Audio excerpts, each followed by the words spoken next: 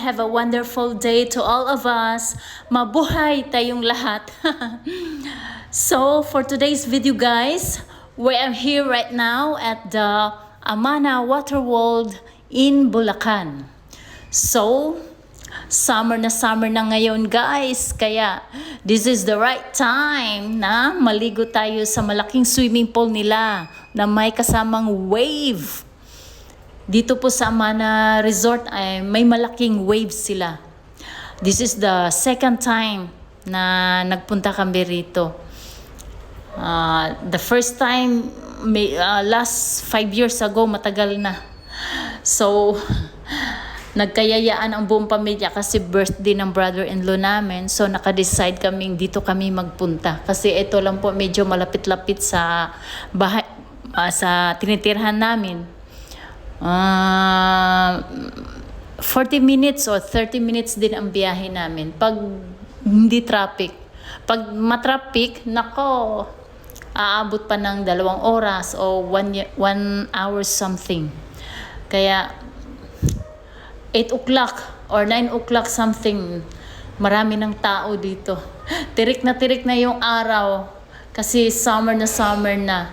Kaya mainit na ang panahon.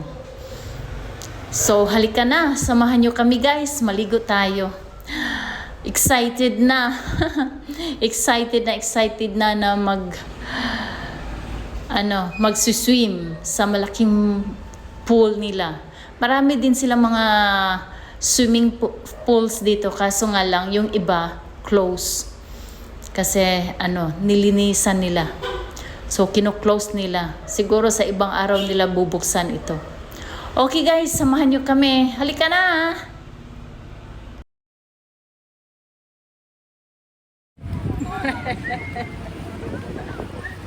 Ayun sa spider, oh. Ayun, oh. Oh. Spider pa.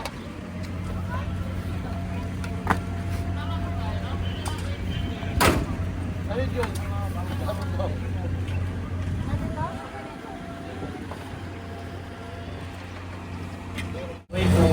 Morning po. Morning! Good morning, everybody! Mabuhay! Ha? Oh. Good morning, mabuhay! Fly high! Fly high!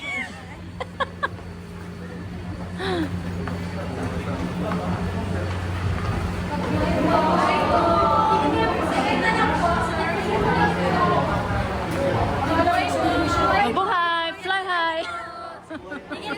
Ay, ano ba yan? Akala ko. Okay. Mabuhay!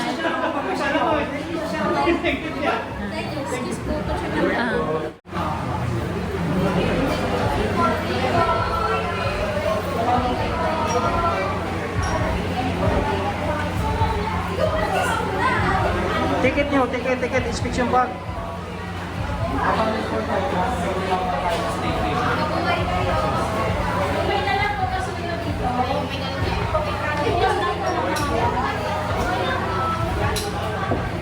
Okay na?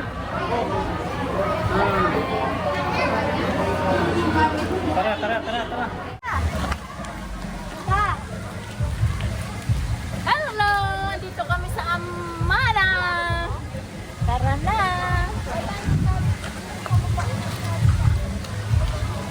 Hello vlogs! Hans Tita's Vlog. Andito kami ngayon sa Amana. Samahan niyo kami mga guys! Bye-bye!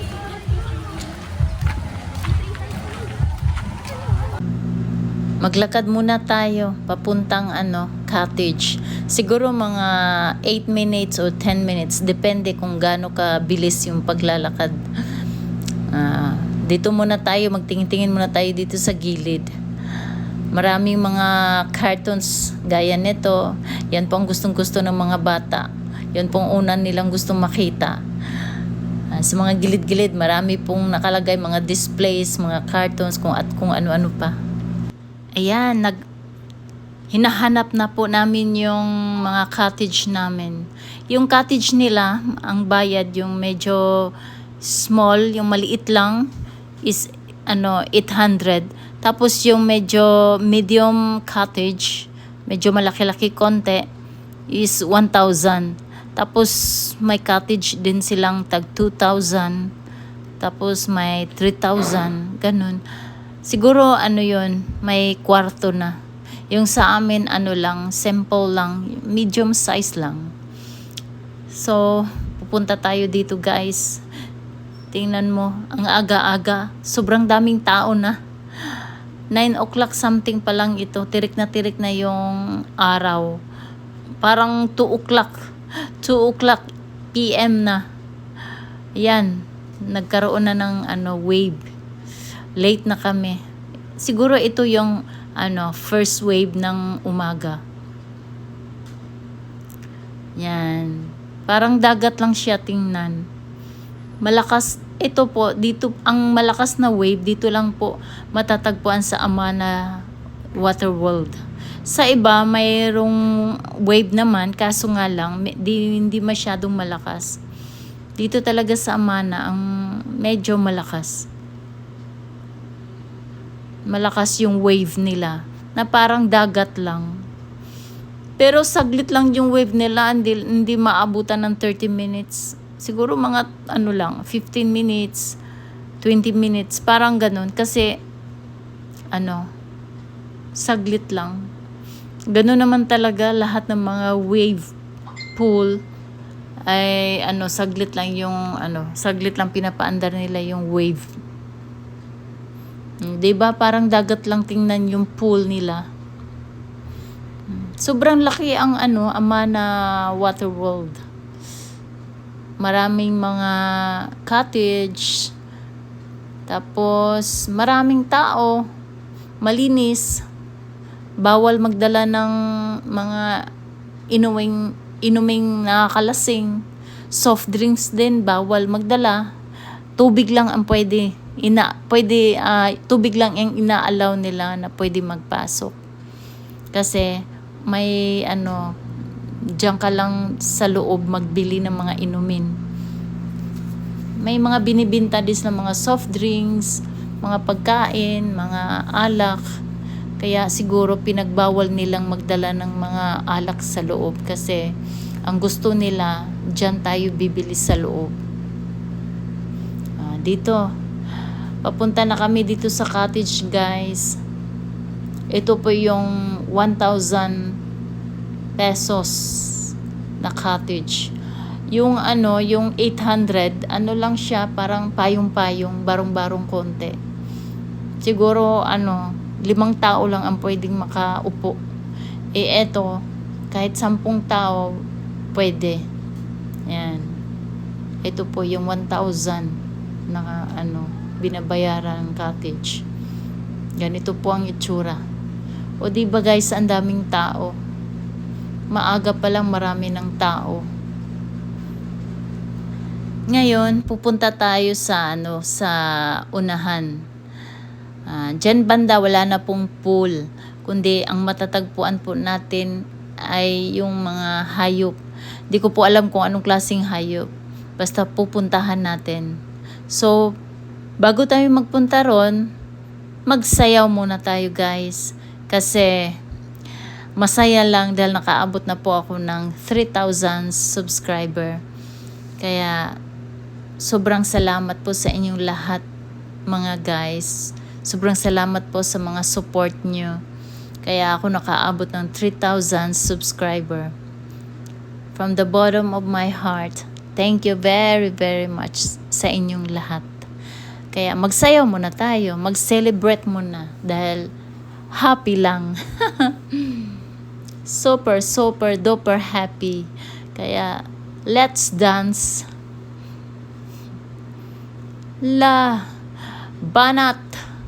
Banat gyud, sayaw lang, sayaw tayo. Halika na, samahan niyo akong magsayaw tayo. Enjoy life lang. Punta tayo dito sa Malaki manok. may malaking ibon o manok. Manok yan. Laking manok.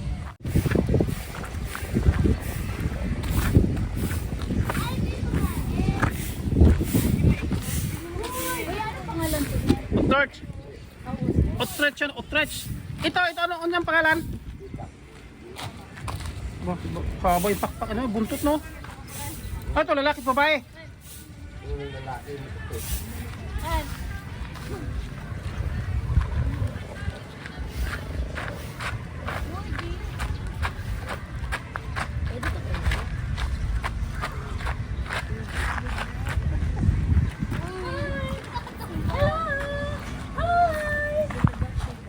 Ay, bata pa yan, oh, pulang ngusok niya, oh. Hi guys! Ostrich! Ano pagkain ni kaya yan? Dagko ba kinasag itlog? Oo, kita niyo din. Ay, matanda ito. Anong gabi ko nga? Ano nang pakpak nila, oh, ano na? Oh, kalbo na ay, matanda nito, ito mata isa matanda nito, oh.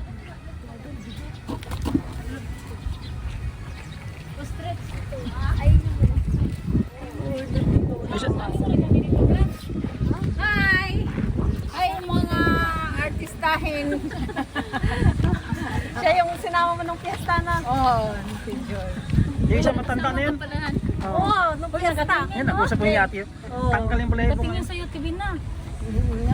Pwede ba hawakan eh? Uy, ayaw! nangagat yan.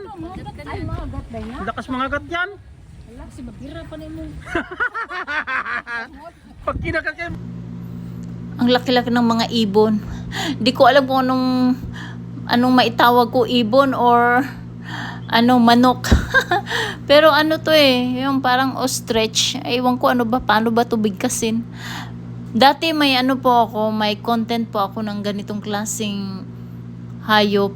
Kaso nga lang nakalimutan ko na kasi syempre sa sobrang dami ba namang nai-content ko. Hindi ko na maalala.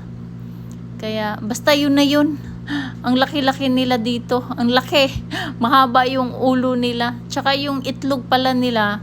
Ayan yung itlog nila. Ewan ko kung yan bang itlog o bato. Basta sabi nung mga bata, itlog daw yan. Yun na yun. Kasi gano'n naman talaga ang itlog nila. Gano'n ang itsura. Malaki. Pero ito, di ako sure kung talagang itlog ba to sa mga ostrich na to. Pasensya na guys, hindi ako marunong magbigkas. Ostrich, ostrich, o ostrich, o I am about. Basta yun na yun. Hirap magbigkas. Okay lang, masasanay din ako balang araw na magsalita ng magsalita. Kaya ito, sinasanay na rin. Malay mo balang araw, masasanay din. Puro na tayo sanay-sanay. Okay guys, hanggang dito lang muna ako. Thank you for watching. At thank you din sa support, sa walang sawang pagsuporta ng aking YouTube channel, Hansly Tatas Vlog. Okay, bye! Hanggang sa susunod ko na namang mga videos. Bye!